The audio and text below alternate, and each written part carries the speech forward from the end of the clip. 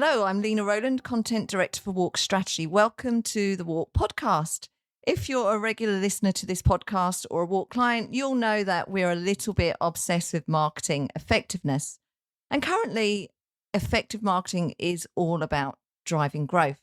Every brand wants to drive more growth, more sales, more revenue, more market share. And driving growth is what great marketers do. However, growth at any cost is at odds with climate goals. And of course, this puts marketing and marketers in a really tricky position. On the one hand, they need to drive more commercial growth for their brands, but when they do this, they're often seen as part of the problem, the architects of overconsumption. So we wanted to explore how we might fix this tension and ask some big questions like, how can marketers reconcile the need for growth with the need for sustainability? And how can they plan for the next quarter of a century, not just the next financial quarter? As part of this exploration, WARC has published a new Effectiveness 2.0 framework, which proposes a new model of effectiveness, one that enables marketers to be the architects of a better model of consumption. The 2.0 framework looks at marketing's impact across three key dimensions: commercial, as well as social and environmental. The authors of this paper are not the only ones pushing the needle on effectiveness. Ex-agency strategist Leo Raymond has put forward the idea of demand switching, inspiring people to choose greener and cleaner alternatives, while influential strategist Zoe Scammon has written about type 2 growth and exploring new possibilities to unlock meaningful value creation. So that's the background. And let's dive in to what this new bond is and why it matters and why now. So joining me today is Benoit Wiesser. He's an award-winning brand strategist and creative effectiveness champion, and Alexis Eyre, founder of the Sustainable Marketing Compass, and she's the co-author of the award-winning Sustainable Marketing book. We know that hitting the mark across all three dimensions is really hard. So to give us the brand owner perspective, we're delighted to be joined by Alessandro Manfredi, former CMO for Dove, who will share his views on the Effectiveness 2.0 model. Okay, so welcome everybody to the podcast. Hi. Thanks for having us. Hello, and thank you for having us, Lena. So let's get into it then. Benoit, or maybe Alexis, why did you, along with your co-authors, Paul Randall and Lauren Prokiv, write this paper, and why now? Great. Yes, I mean, why now? I think really the reason behind the paper is because we see a disconnect when it comes to effectiveness and actually how it's been evolving. Over the past few years, building up over decades, there's been a huge amount of research, of learnings, of progress in our effectiveness thinking, for sure, right? And I'd like to acknowledge that WARC has probably been the most effective platform in helping popularize those learnings across the industries, right? From the seminal Anatomy of Effectiveness back in 2019 to even last month's Creative Impact Stream at Cannes. That's been phenomenal. So many, in fact, of the leading effectiveness champions are calling this a golden age of effectiveness. I think I saw James Herman using that term and Tom Roach a couple of months back as well. So we all know a lot more about the role and impact of creativity, of tapping into emotions, of great integration across channels, of creative commitment, consistency, DBAs, etc. So that's brilliant. But if we look at it, all of these things are all about the what and how of being effective, right? Getting sharper and smarter about driving the impacts we want. But all this time, there's been much less, or arguably no real questioning and evolution of the why of effectiveness. Why is it all for? Why is our definition of success and of being truly effective? And actually, if we think about that definition hasn't really moved on since the start of effectiveness, since the 50s, an era that was called the Great Acceleration, a very different world to today's world. And that definition has remained very one-dimensional. It's focused exclusively on commercial growth, as you mentioned, Lena, financial impacts and ROI. And if we think about it, that definition of success is what shapes the priorities, the plans, the briefs, the ideas, the budgets allocation that we as marketeers kind of develop and activate with between client and agencies. So We wrote this paper really because we felt the current model of effectiveness is no longer, the current why of effectiveness is no longer fit for purpose for the challenges brands face today and for the new expectations and imperatives for brands and business in today's world. Thank you very much for that, Benoit. I think really just to add to that is that because of this sole pursuit of growth and profit, which is what our entire capitalistic system is based around, and which marketing effectiveness absolutely feeds into, we have completely ignored the impacts that we have on the environment and society because of this sole pursuit of growth, because of this sole pursuit on commercial, the commercial lens. And I think what we haven't realized is that while we're creating very effective marketing campaigns that drive this commercial growth, we are completely lacking the understanding for what the societal and environmental impact is that we're having at the same time. And just to bring it out from all of that, I mean, there's a very famous saying that, the economy can't exist if we don't have a healthy society, and a healthy society won't exist unless we have a healthy world, planet, nature. Like we can't actually function if we don't have a functioning planet.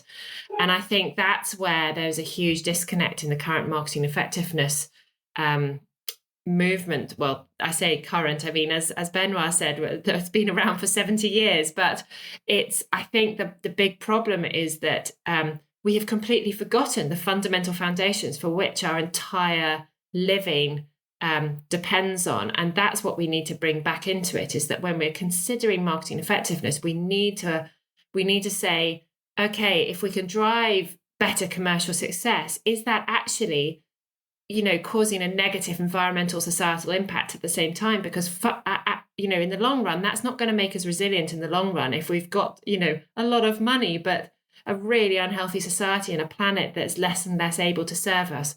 So I think that's the reason that we really, really focused in it. And that's why it was so fun when Benoit approached Paul and I to join forces on this, to really bring the sustainability and marketing effectiveness camps together to work out how we could actually work on a solution that actually meant that we could drive positive impact across all three pillars rather than leaving two behind. Great. So there's a few things there. So we've got effectiveness is sort of stuck in the past century, really. It hasn't moved on. Growth is having a cost on the environment and on social issues. And what I like about this effectiveness 2.0 framework is that it looks to solve that problem. So do you want to I touched upon it in the intro, but do you want to just talk a little bit more about the framework for people that may not have read the piece? Sure, for sure. So if we think about it, the way we've approached this is building on what people are familiar with, right? And in many ways, the effectiveness ladders, and actually kind of benchmarking ourselves against, the high ground we should be striving for. And there's really three elements which we've built into the evolved model. So the first thing is, instead of going from a one-dimensional, looking exclusively at the commercial dimension, is a three-dimensional model. And we try to look at them as part of one thing in synergy as a holistic model, looking at our commercial impact of our work, as well the societal impact and the environmental. A lot of the thinking behind this is influenced by, obviously, SDG frameworks and looking at both people and planet impact as integral. The second element we built in is really looking at, very simply, three-tiered level of impact, right? Are we having a marginal impact with this particular initiative? Marginal but positive, right? That's still valuable. So are we doing something very much kind of short-term, within or direct sphere of influence, etc.? That's a marginal impact on any of those dimensions. Are we upping our game and moving more towards material impact on some of the key issues that our brand is facing and of the impact that it's driving? Or finally, even what we should be aiming for, whether we're an existing incumbent leader or whether we're a challenger, are we having and designing for game-changing impact? Are we changing our consumption models or consumption mindset? Are we changing the culture in a given culture to move more towards circularity and to move more towards responsible consumption? So 3 dimensions, 3 tiers of impact. And I think what for me, as partnering with Alexis and Paul in this journey, was really more of a revelation and an eye-opener, is really the factoring in the role of materiality. Okay. And I think that really comes from working with people who really are experts in sustainability and that language and the technicalities of that. And what materiality is really about understanding what issues are material, meaning significant to our impacts and our success. And actually our initiative and our marketing work actually addressing these particular issues or addressing kind of random, unrelated issues just very much because they happen to be popular in culture with consumers at the moment. But are they really something that's relevant to your category or brand or operations? So we really wanted to put in that saying, well, it's not good enough to just address nice, popular social issue that's going to give you a lot of goodwill, that's going to give you a take from public opinion, but actually each brand should first and foremost address their material issues. And why that is also is that the other part of the business, very often, the sustainability team has identified those through a materiality assessment, through their ESG strategies and priorities as the key things we must address. So as an organization, as a business, or as a brand, you're spending money, you're spending effort to try to address these, but very often the work we do in marketing is irrelevant or works undermine some of these priorities. So what we're looking to do is really kind of say, no, put your material issues at the heart of your marketing thinking initiatives and briefs so that they work much more effectively together. So quick recap, 3 dimensions, 3 aspects. It's 3-dimensional. It has 3 tiers of impact, really encouraging brands, whether you're legacy leaders or challenger, to move towards changing the system rather than just changing your business, and then anchored in materiality. And I think the other really key reason that we really focus on materiality and material impacts is because to date, marketing has worked really against the sustainability teams.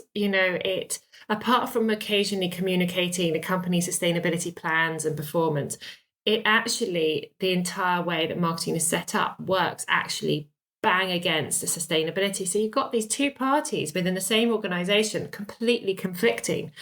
And I think what we were really trying to create is by actually working on our most material impacts, marketing is becoming a strategic ally for sustainability and vice versa, where actually by focusing on that, you're helping sustainability hit the targets, but it's building greater resilience because your most material impacts are where you are actually your weakest as a company. So if you bring marketing in line to actually focus on how you actually drive positive impact and improve where you're having your most negative impacts, or even where you might have positive impact, but really using the marketing strength behind it to improve it even further, then actually you've got a much more cohesive situation within the company where everyone is working towards a common goal rather than this constant friction that we're seeing all the time. Alexis, can you give us an example? Because materiality will be a concept that a lot of our listeners won't be familiar with. And you've explained what it is, but can you give an example of what that looks like in the real world in a category? Yeah, absolutely. So materiality actually comes into 2. You actually call it the double materiality matrix if you really wanted to go into full detail. And the first element of materiality is, where are you as a company having your biggest impact on the environment and society? So an example in the clothing sector would be that making cotton draws a huge amount of water. And it actually, in places like the Aral Sea has actually almost completely disappeared, or it's lost 90% of its water because cotton farming around that area it's just beyond the Middle East, is so big that actually even the local societies don't have enough water to live. I mean, it is absolutely detrimental, the impact it's having. So water would be a huge negative impact that you're having. So that's what that element of the materiality matrix would pull out. It's saying, water conservation is absolutely fundamental. And then you've got the other element of materiality, which is what are the biggest risks that are going to impact your company going forward? So it's actually external elements, that are coming down the line, and that they could be all kinds of things. Let me just think of one. Well, climate change would be a fairly significant one, and it's going to affect so many companies today. So they could be huge risks on your supply chain if it causes more extreme weather events. It might delay your shipping, and if your marketing is saying next day delivery, you're going to have real problems, with that kind of thing. So there's two elements to materiality that you need to look at. Where is your company having the biggest impact, and what is going to cause the biggest risk to your company coming down the line?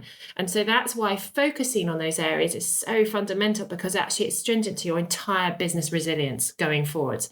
If suddenly all your cotton production down by the USC runs out of water, you don't have a supply chain anymore. Like, you do not have anywhere that your clothing is going to come from. So it's a monumental thing to sort of focus on. So that's why materiality is so important, and why we shouldn't be just picking randomly inspirational ideas from out of the sky, and actually really focusing on something where we can build alignment within functions within the company is fundamental. That's super helpful. Thank you. And I think we've all read about the maybe it's a potato chip brand in India that is struggling because the potato crops aren't growing because it's super hot over there.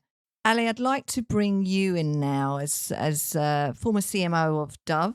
This is a brand that certainly had huge impact commercially and also socially. So I'd love to get your perspective on the F2O framework. Yeah, I would say that the biggest mistake people can do in looking at this framework is to treat it as a sort of an ideological move. Actually, we are not talking about ethics here. We are talking about making good business. It's about building competitive advantage for brands and companies, and also future-proofing them. The Dove case proves that, because our social impact has been put at the heart of our strategy and has been very good for business. Since the inception of Real Beauty 20 years ago, we never stopped growing, and we tripled our business from 2 billion to 6 billion. And we demonstrated scientifically that the social mission was and is a growth accelerator. And I believe every business can do that, but they need to shift the paradigm from looking at social impact or environmental impact as an add-on, as something separate from the business, and as something actually part at the heart of their strategy as a source of innovation. For us, our social mission was a source of innovation. Our social mission was a source of consumer preference. And when you make a social impact and environmental impact a source of consumer preference, then you create a fantastic flying wheel. It's not anymore a trade-off, but it's actually a virtuous circle. Thank you for that. Back to when the idea was conceived, how did the team convince the C-suite that, we're not just selling soap anymore, but we're actually backing a cause for female empowerment? Well, yes. Well, at the very beginning, interestingly, yes, we look for a lot of kind of rational arguments for the business. But actually, one of the arguments that were the best was the human angle of that. Actually, some people don't know, but we created a video for our senior stakeholders, filming in secret their daughters and asking them what were they thinking about their body, and the video was pretty shocking, put everybody in tears, because they discovered that beautiful girls, 80-year-old girls, really had already some big challenges about their body. And since then, they understood that this was something that was grounded on a powerful human truth. But to be honest as well, through the years, continuously in these 20 years, we continue to bring effectiveness facts to the business. We continue to prove that our social impact didn't only have long-term impact, but also short-term impact. And that's what kept it alive, kept all the investment alive throughout the years.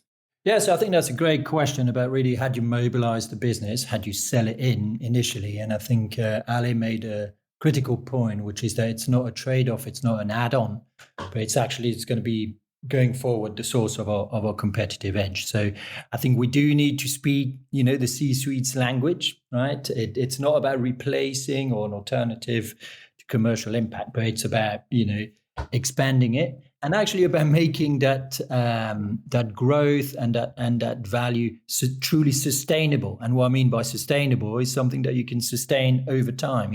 Sustainable has been tainted as a word, as just green and eco, but no, sustainable is fundamentally your ability to continue growing in a positive and resilient way. Now, I think obviously one of the points I wanted to highlight is, and Alan made a great point with Dove, is that even with mature, big, sophisticated brand like Dove, balancing the commercial, social, and environmental priorities is hard. And I think what we're not saying is that every campaign or all your body of work must hit all three goals equally. I think it's very much, but it's about considering them in a conscious way and being very clear what you're setting out to do. So in Dove's case, it was clearly over-indexing on the social impact and our priority. But actually, even that, what's quite interesting, if we take Effectiveness 2.0 on board as with the Dove team, is about going forward. Yes, can we do that? But actually, maybe we've neglected or we've never found a way to address the environmental impact as part of that package. And it doesn't mean that you're aiming for level 3 to be game-changing on the environmental impact as you are on the social impact, but at least take it into account. Rethink about your own marketing operation at level 1. Actually look at really initiatives like Ad Net Zero, of media, low carbon media, low carbon production, etc., to kind of go, well, we're driving commercial growth by having outsized social impact, but in an environmentally responsible way, right? That looks like a 3-3-1, maybe for Dove is the right model, rather than kind of having a 3-2-2. At least they're making a big impact and big change on kind of one of the dimensions, but they're being conscious of the other. And that's what we're really challenging and encouraging marketers to look at this way. Yeah, it's a fair point, isn't it? Hitting all three impacts in a positive way is a real challenge, certainly at the moment. But this framework does help marketers focus their minds on this new way of looking at effectiveness and gets them to think about things in a different way, hopefully. Just to add into that, I think also what really helps and will prevent it from considering as an add-on like the societal environmental is actually having your sustainability targets on the same table as your commercial targets before you even start thinking about what your marketing is going to look like, what your campaigns are going to look like. It's actually having all those targets on the table. What are your sustainability teams actually trying to achieve? And what are your commercial targets at the same time? Because actually, if you have all of them on the table, you start to really understand where the similarities could be, where the tensions could be. And actually, it also gives you a completely different creative mindset when you're going to table, when you've got all three things on the table right there for you to see. It starts, and it makes it much easier to start bringing around inspiration through that 3-pillar lens than if you go, right, we've got to hit commercial, and then we start thinking about societal and environmental further down the line. So I think that would be one of my biggest things if you're starting to think about how you start creating a campaign, is get all of your targets on the table at the same time, sustainability and commercial targets, so societal, environmental and commercial, so that you have that completely holistic picture. Because ultimately, having that actually shows you the true direction of where the company wants to go. If you've got commercial, environmental, societal, that actually shows you the most holistic picture of actually the company's overarching view of what success should look like. So why not bring all of that success into the same place? Yeah, if I can build on that, I think for me what was really interesting in this process of developing this thinking in paper was actually when we started engaging with Alexis and Paul, who clearly have a leg in both camps, right? The marketing and really sustainability experts and sustainability team. And they said the challenge currently is that, these two sides don't talk. They're not on the same planet, literally. But almost like we're the good guys and marketing is evil and bad, And I think what we're hoping for the model is to help kind of break down the silos between sustainability team and marketing, Talk to them, right? Work with your sustainability team. Ask what's the business top 3 material risks or goals are. A lot of the marketing I work with, typically don't necessarily know that or don't see it as their jobs, but then brainstorm together how marketing can accelerate them, rather than do its own thing on the side. So I think, and as a strategist myself, I think what's interesting with that also is that it should encourage people to rethink where we look for insights. Typically as an industry, we've been trained to look for insight, particularly on the consumer and culture side. What's popular? What's emerging? What do people want to hear? Let's give them that. So yes, there's insights in consumer tensions, etc. But actually, we as agency strategists, for example, should be looking at the online SDG dashboard, for the countries we work in. How are we tracking as a country on the key issues that matter, and particularly where this category can play a relevant role? Look at our clients' and brands' ESG reports and category level sustainability frameworks. Those are big source of insights, and it's finding the intersection between that and then bringing consumers along, rather than start from what's a current popular trending topic and let's attach ourselves to that because it's a feel good and it will generate goodwill about the brand. There's a lot of pushback around that purpose washing. And I think this kind of says to the industry, well, actually, we've never even thought about looking at that. And, particularly I found the UN's online SDG dashboard, fascinating to kind of look. That's what the world needs now. It's not what consumers care about, this week is a much more fundamental place to look for insight. That's really interesting. I would like to build, if I may, on Benoit's point about the integration of marketing and sustainability or social mission teams. In the case of Dove, we really integrated the social mission team inside the marketing team that provided a lot of benefits. First, that we were really having no greenwashing, but actually genuine action. We were really taking action on our social mission. But at the same time, we were generating, as Benoit was saying, a lot of insights because we had real experts that could tell us what were the biggest pains, for example, for young girls when it came to body confidence. We learned about the dangers of social media in a more scientific way. We learned that girls leave sports very early, and the rate of drop is twice as big as the boys. So we work with Nike on our Dove Self-Esteem project. All these insights could have not come if we were really separate from them. But at the same time, it's important not to be shy of commercializing your social or environmental impact, of making it, having people, making people aware of what you're doing. So this generates consumer preference. Again, to bring that integration with the commercial objectives and make social and environmental impact a driver of commercial growth. I'm completely with you on that, Ali. I think that's the problem that we've had to date. And it sounds like a complete oxymoron, doesn't it? Commercializing sustainability sounds like the complete antithesis of everything you shouldn't be doing.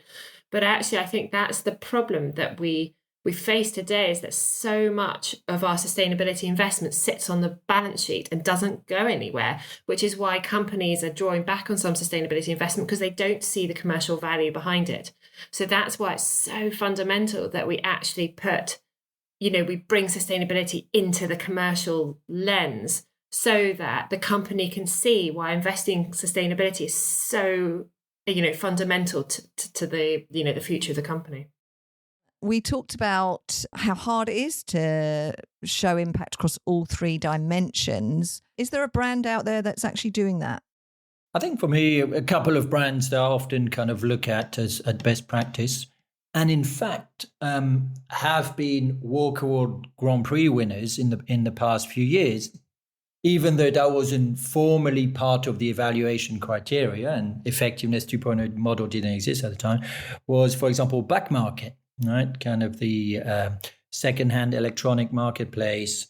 And that's been doing work now over the past 4 or 5 years, fantastic work to really kind of disrupt the game. And I think particularly their whole platform around new is old is very interesting. And I think we would score that really as a 3 across all dimensions. They've had spectacular kind of growth over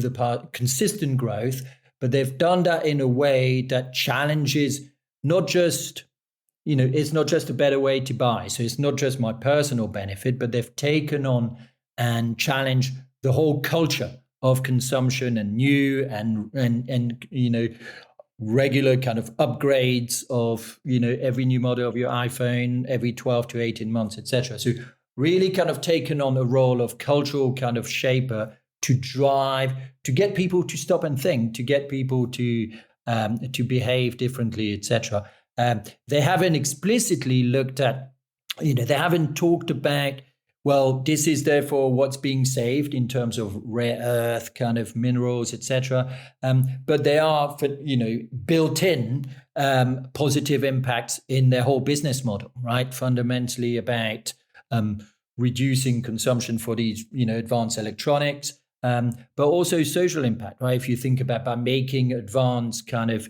digital tools available to more in terms of digital inclusion is a massive issue. They clearly are contributing to that. So back market is in my good books, Effectiveness 2.0 Champion. I also like a lot of how it can address, back market is obviously a challenger and a disruptor, but also how it can help give some new edge to legacy brand and existing businesses. So, for example, if you look at Deutsche Bahn, which is the rail operator in Germany, has been doing fantastic work, which is not just, again, business as usual, people travel by train, we're going to carry on being the best operator in that, but really kind of trying to convert people from other more environmentally impactful kind of modes of transport, like flying, right? So I remember 3 or 4 years ago, a fantastic campaign called No Need to Fly, which was really a great way to kind of go, okay, we all travel for the Insta shot on that famous kind of Grand Canyon view or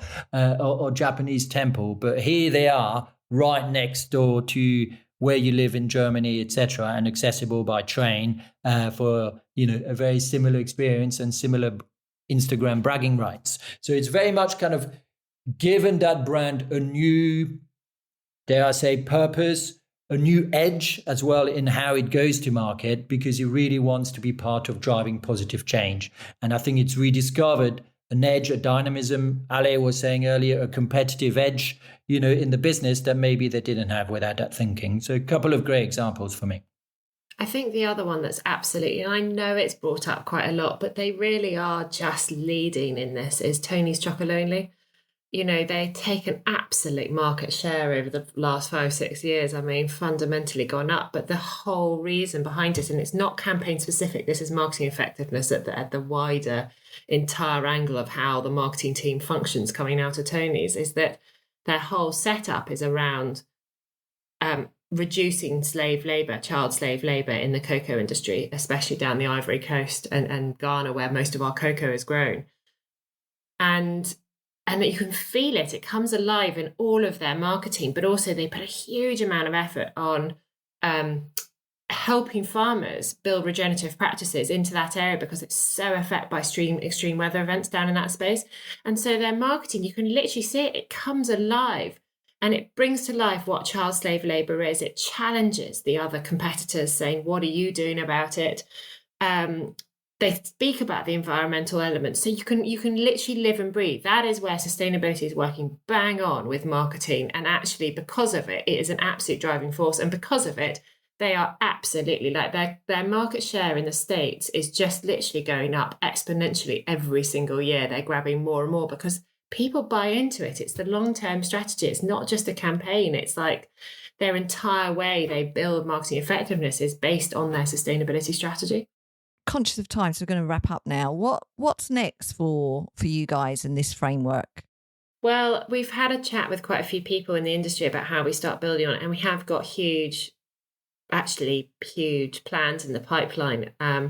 We can't fully talk about them right now because they need to be solidified at the moment. So we've got a really strong angle, but it's basically like, how do we roll this out so it actually becomes widely known? How do we actually start driving impact with this model and actually starting to bring to life? And I think one of the fundamentals is bringing brands on board to bring those case studies to life. get more and more of those case studies to prove that we need to consider marketing effectiveness across these three pillars going forward.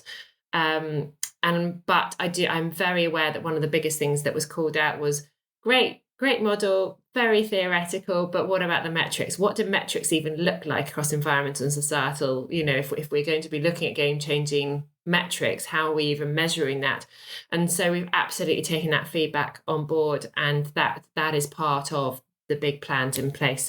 So watch this space, and we will gradually be announcing things as we go forward. But there's some really interesting stuff in the pipeline to really roll this out at a global level and get some big conveners on board to help us with it. It sounds really exciting. So keep us posted. Benoit? Yes, thank you. Yeah, and as Alexis was saying, we're really seeing this as the beginning of engagement and conversation, and also I think trying to kind of really not kind of yet throw in extra complexity and a competitive model, and marketers having to choose, well, which one do I believe in, etc. So we want to try to connect with some of the existing kind of energies and thinking that happens, and see how we can build that and together.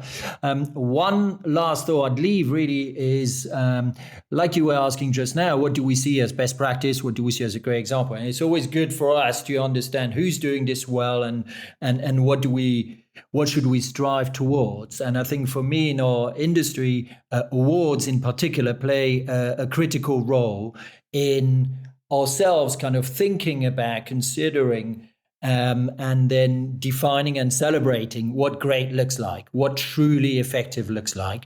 And arguably for me, it was really interesting, the two examples I mentioned, both won kind of WARC Awards Grand Prix without that being a formal part of the evaluation process. But I think it would be very interesting for effectiveness awards to start taking this on board, making this a more conscious. Many awards have started incorporating this, but more as a, last question on the entry form, kind of, oh, by the way, did you consider any sustainability issues? Please tell us, etc. And actually in the judging room, it's only there kind of as a nice to know and nice to have, but it's not integral to the question. It's not integral to what we reward, which is still based on effectiveness 1.0. So really looking forward to engaging, connecting with key effectiveness awards to see how we can incorporate that, because that's how you drive change. That's how you drive greater awareness, consciousness of people really thinking, oh, but hold on, what was really happening on these other two dimensions? And therefore, what do we as an industry want to celebrate as the greatest embodiment of what we're capable of, and what great works looks like now? Yeah, that's great. Definitions of success and effectiveness and how they're evolving. Yeah. Ale, any closing thoughts from you? I hope that this model really inspires other companies and other brands to really look at social environmental impact as the heart of their business, putting it at the heart of this business. That's the way we can prove a lot of purpose detractors wrong, that there is no trade-off between purpose and profit. I just want to add to that, Ali. I just think you are amazing what you've done with Dove. I think it's just inspirational, and I think if more people could think like you and CMOs could take your kind of thought process, we'd be in a lot better place as well. So thank you very much. Great. Well, listen, on that note, I'd just like to thank Ale, Alexis and Benoit for sharing your time and expertise with us today. It's been a real pleasure listening to you. Listeners can access the Effectiveness 2.0 framework, a summary version on WARC.com, and subscribers can read the deeper version on the platform. Please do dig in and make sure you get educated on this really important topic. That just leaves me to say thank you so much for listening, and so you don't miss another episode, please subscribe on your favourite podcasting platform of choice.